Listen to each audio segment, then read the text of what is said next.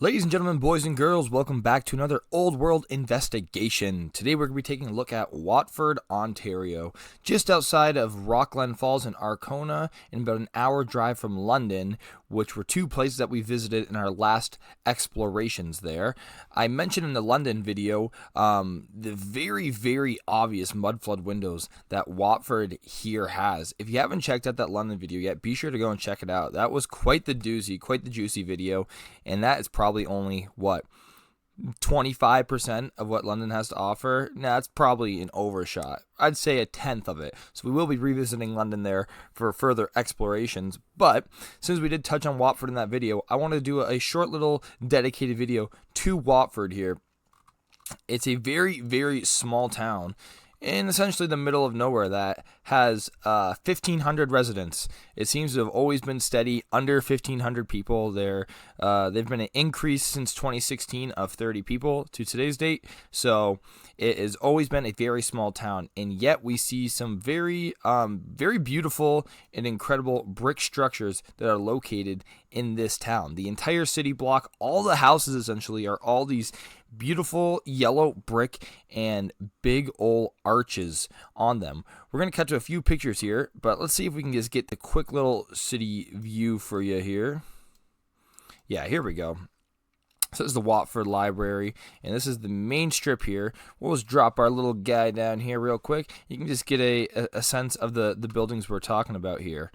So you can already see here, it's these beautiful yellow brick buildings everywhere, and this is a pretty interesting red brick building here with some sort of mercury balls on top. But as we go down the street a little bit here, you'll see the detail in this brick in this very small town as you look everywhere. Beautiful arches, very precise detail that we have here on these old world buildings. Even going down here as we'll look at some more close-up photos here, we have the old firehouse here. And as you just look at this too, I think I'll get the exact date on it when we go to the photos, or it will just present itself to us. They say 1885 this was built here. Yeah, you can see it has all the makings of an old world structure here. These old arch windows, this beautiful brickwork, the attention to detail on it. And then we come here, this is the modern day firehouse, which looks like it is just as old, if not older. Interesting little portal window that we have here, and yes, they do call those portal windows as per the official explanation for it. And you'll see I do believe I have some photos back here. This photo collection I have is from about 3-4 years ago, and then on our recent Rockland Falls trip I only added a few more photos to that edition. But it is very interesting structures, as you'll see. In this entire little town of 1,500 people is made up of buildings like this. And you can see off in the distance right here, there's a spire of a pretty nicely sized church that we have here. And I believe there's about 3 of those really big, beautiful brick churches within this town. And as you see here, lots of patch up of these windows. And we have a very, very interesting case, as you saw in the London video, of those mud flood windows, which I believe is down the other side of the street. But just to give you a quick little example of the houses that we're dealing with here. And this is, one of the libraries here too. Very interesting windows on that. But let's just crawl on down this street real quick, and you can see some of the houses. This is what I'm saying, right? Every single building and house is essentially these yellow brick arched window houses, and here's one little church here too, made of red brick. But I do find it very fascinating. The further north I go from Windsor, where I'm from, everything is red brick around Windsor, Amherstburg, right on the river. Everything is red brick. But the further north we go, everything starts to go to yellow brick. Even once we start to get into Essex, which is only around 30 minutes away from Amherstburg and Windsor, but it's not right on the river, and it starts to convert to yellow brick. And we see it's just more and more yellow brick the further we get from the river. So I find that absolutely fascinating. Let's just crawl on down to this church right here for you. We're already halfway there. We might as well. And yeah, look at this. Beautiful, absolutely beautiful weathered structure. I mean, how old is this really? Look how old this brick looks like. It looks burnt. And this is what we were seeing in that London explanation as well too. It was always on these churches where there's sort of these this burnt effect going on here. And as we get into the the theories with the reset and what was used was some sort of plasma weapon that we already know there's some sort of mud flood of sorts, but we also see these melted structures all over the place where we're claiming they're natural rock formations, or if we look at Arizona there, they look exactly like buildings, but just absolutely melted. Is this sort of what we got going on here as well, too, but just not as close to it? Or another theory, with what churches we believe them to be, was some sort of energetic frequency power plant or healing temples. Was this maybe the effect of post-reset trying to reestablish this energy and these little power plants and these technological devices, and just not really knowing how to use them properly, and we sort of get this burnt, this little short circuit, if you will, leaving this burnt residue, and it's always just like on these towers, it seems. We're going to start to pay attention to this on more of our explorations and looking back and seeing if we can continuously see this theme, because we are already starting to see this pattern. Just right on this tower, if we go down the side of the street here a little bit, it looks fine. It's relatively fine. But it's always on this tower where these bells would have been, or what would be the harvesting point, the etheric harvesting point of this device here, coming in through the antenna, the mercury ball down here, and distributing however it would. That is the theory, at least, and yeah, we're going to pay attention to that. And just another example of a house. Look at this house. Come on, this is beautiful. I would love to live in a house like this. Beautiful windows, beautiful brick design, small little town like this.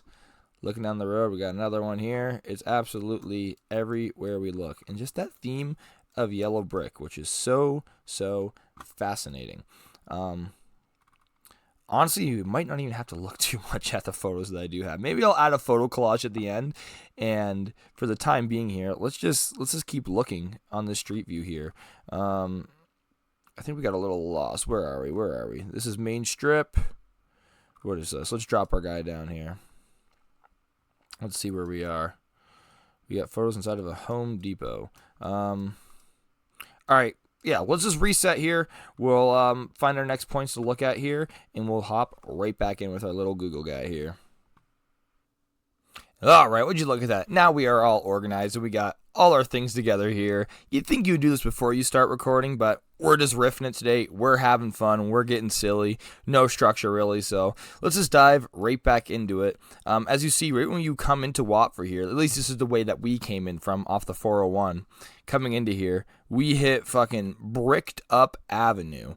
The second you get into this small little town, you just come driving down the street and you're hit automatically with these beautiful, beautiful brick buildings with the intricate little, what is these, like a little pillar arch design. So it looks like an aqueduct or a viaduct, something like, what you would see on a coliseum. Not this scale, obviously, but this sort of is like the same symbology as that. It's like a transfer of energy too, or something. I'm not sure. It could have just been that it looks very pretty and they liked it, so we threw it on there. Right here too, this one sort of sticks out. This building here, the BMO here. It looks like it can be modern, but it's definitely different from the rest of the architecture that we see in this area.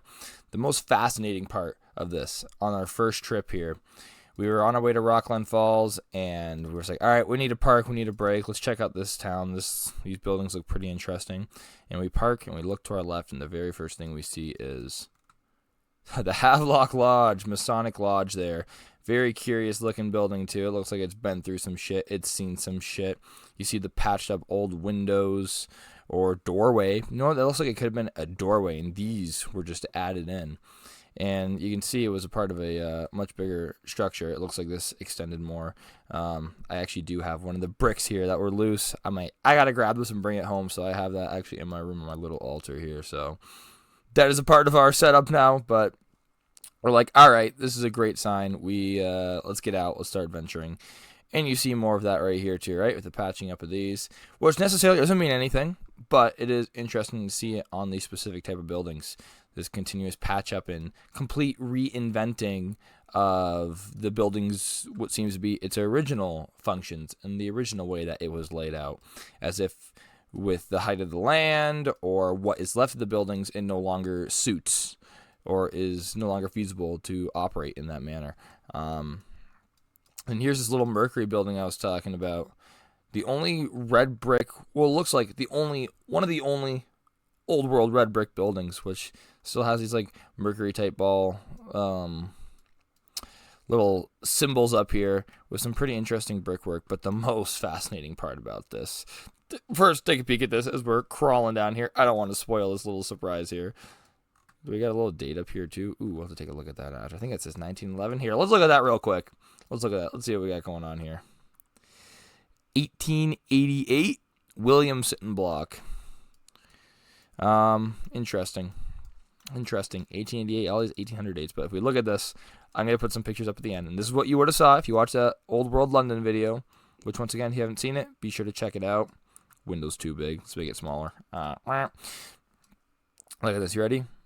Oh, what are these windows doing here? What? This doesn't make any sense. And if we're going to stick to the official narrative that people try to justify these mud flood windows is that, of course, we're going to have windows down there because we need sunlight into the basement. And you know what? Sure, that makes perfect sense. But 2 inches? Why? These windows go down too. You'll see in the other photos. And if you watch that video, you'll see that. But once again, it gets a little bit bigger here. We start to see that slant construction showing through. And as we crawl down right to the end here, we may not be able to see it with the car here, but look at this. Much bigger. How's it going, buddy? Much bigger window compared to what we saw at the original one. And I cracked the joke in that London video. This one's cardboarded up. The other one's a still window. And, you know, we need light in the basement, but not too much light. That's too much. So let's board that up. We need at least 2 inches. That's max, actually. 2 inches max. And and then we'll be good. We'll have enough light through that. And another little interesting window right there. So let's keep going down old bricked up avenue here. We just started right here, just coming into town, and we already see some very interesting, very curious structures. And I think this is a very well preserved old world town or a post-reset town here because we just have glaringly obvious evidence just like this here, just sticking out in this very curious building. So, like I said, let's keep going down bricked up avenue here, see what else we see. Little bare looking building, but you know, still has the same type of brickwork we're seeing on everything else. Then, you know, all these buildings always getting refaced. We see that left and right. You know, all these little panels we put on it. Under this, I would bet 100% it's more beautiful brick that we see just like on all these other buildings. Just like this building here. Yep, got a whole new facelift here. A little stucco on top, a little siding on top of this old brick to cover up, which possibly looked something like this under it, which is 10 times more beautiful if you ask me. It is so beautiful. I absolutely love this. Let me walk back. We're a little too bricked up to walk, apparently. Yeah, I mean, come on, look at this. Absolutely gorgeous. Just beautiful brickwork. It is incredible. Then, yeah, like I said, we had the firehouses here that we looked at right away. And let's finish up bricked up avenue here. I find this very curious. Let's back up a little bit here. You can definitely see that there's more buildings attached to this that connected God knows how far. Maybe up to this building or up to here. Who knows how the streets operated back in the day. I'd love to see all these original yellow brick buildings just standing together. But you can see, you just have a doorway right here that would have connected to another floor. We see where old floor beams would have went through beforehand to connect to the other building. It was clearly a part of a much longer and bigger structure that was then, destroyed. And I wonder if it was even a little bit taller. Just seeing those exact same slots up here. But that could have just been to make the roof, but yeah, very interesting. Always very curious when you see these side profiles of the building exposed. It's a little dirtier here, too. We see another window. You know what? That looks more like a window than a doorway. This definitely looks like a doorway. So maybe, yeah, we had another building that came up like this, and this side was exposed. But it's a weird size for a building. It's a small slant. Like, you know, I'm pretty much, you can see the doorway here, about 6 foot, right? That's not that big there. It's as if these buildings go down a little bit more, just with this little outline that we see here. So let's walk down to the end of bricked up avenue here. Just very old. It's a lot of older buildings. A lot of old continuous brick buildings. You can see these are all connected. That's why I wonder, did this connect all the way down to these ones. This is one continuous row of these yellow brick buildings with these beautiful little stone mantles over them and all these arch windows. It's very fascinating. Then we get to the end here, and we see a little slight differential, a little difference in the brick design and the brick color here. Yeah, that's interesting. That's curious. We got this one. Built in 1881, it says. 1881. Alrighty, pal. And then we close up here on the church, and that brings us to the end of Bricked Up Avenue. They wouldn't let us in the basement here. I was curious to see about the basement, but they wouldn't allow us in. There's nothing down there, so oh well. You can always try. It does not hurt to ask. That is for sure. So let's zoom right out of here. Zoom out here. So that was that main strip and everything that we checked out here. This right here was that first big old church that we were looking at there that looked burnt. Then we had Trinity Church right here. And just wait till we get to that one up there. Our Lady Help. This one was that red brick one that we briefly looked at. Little porthole window there, covered up. Now, this could be old world, but it does look a little newer, a little fresher. It does look weathered, but it's that red brick difference from the yellow. I feel like this town was prominently yellow brick, and there was some sort of reason behind that. You do see the addition here and the difference in the brick and the colors and the freshness and the style itself too. Very brutalist. Block 90-degree angles always. Just block rectangular. It's easier. It's more affordable. It's functional. But we lose all the beauty that we would get with something like this. Adding these arch windows and these points and these castle-like tops and what I assume used to be a bell in there. And just once again, look at these houses in this area. Just gorgeous. Beautiful. And they're everywhere. It makes up this entire town. We were just driving around. I'm just videotaping as we're going by all these houses. Every single one of them. Essentially, every single one of them. Can't really get a good view there, but you can see it's more that yellow brick beauty there. And, yep, you can see the panelings over this one, but the original chimney or whatever we have here is still that yellow brick, but we got the paneling over it, making it just blend in with everything else, and sort of just a passing thought. But when you see this brick, I mean, it always catches my eye. I don't know about you. If you're in this work or not, it always catches your eye. Just beautiful. The attention to detail, the love, the craftsmanship. Very beautiful, very beautiful. So let's zoom back out here. And what do we got? So down at the end here, just so you get a reference point here, we got St. Andrew's, which we looked at very briefly here. This big old church with the burnt sides. And I'll add some photos at the end of us walking around and bringing it all in with another beautiful house here. Once we zoom out of there and we come down this street, at the top of a little bit of a hill, a little bit of a slant here, we have this absolutely stunning, beautiful church that you see in the thumbnail. Beautiful yellow brick, very big church. Once again, with that porthole window blocked up with shingles or shutters, should I say.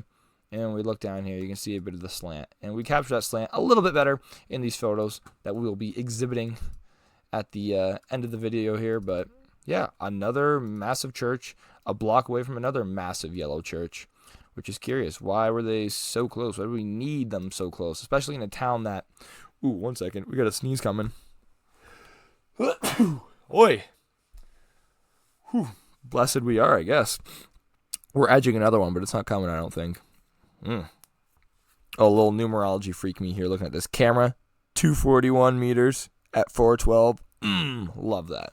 Okay. Anyways. Yeah, in a town of 1,500 people currently, which has only been, very slightly growing. I think from 2016 to now, like I said, it was like an increase of 30 people roughly. But we got these pretty big, beautiful stone churches right diagonally across from each other. It's very curious. So yeah, that is Watford here. This small little town, just about 20 minutes outside of Rockland Falls, which you inevitably will run into on your way to Rockland, especially if you're coming from the Windsor area here, like I am. And something I just noticed when we're looking at this, we'll have to investigate next time, is this golf course. Massive golf course right next to Rockland Falls, which is undeniably from that video. Go take a look at it. We're going to probably redo that in the future, that video, get a little more in-depth, but this is undeniably an old world kingdom. And I mean, probably like not even the same era, I'd say, as all these buildings that we're looking at. Even older, like a stone kingdom. Like all of this, if you look in the video, is all massive stone walls 100 feet up. And then we got this old hydroelectric dam here, which we swam across to and got some footage on it. So go check that out if you haven't. But yeah, that is Watford, Ontario, just outside of London, Rockland, and about 2 hours from Windsor. So these are great places to explore. I always highly suggest get on the ground, do this research yourself, and experience it yourself on the ground and see what the world is showing you, not just these videos online, which are all great and 100% still dig into them, but doing it yourself, taking the time to do it, it's quite powerful. So I hope you guys enjoyed this video. If you did, comment, like, subscribe, share your thoughts, questions, comments, concerns, or any other places within these areas that you would like me to check out, that you have checked out and you have some information on. This has been Zach, aka Bose Freak. Enjoy this little photo slideshow as we exit out with my band's music for you here. So I will catch you guys in the next one. Peace.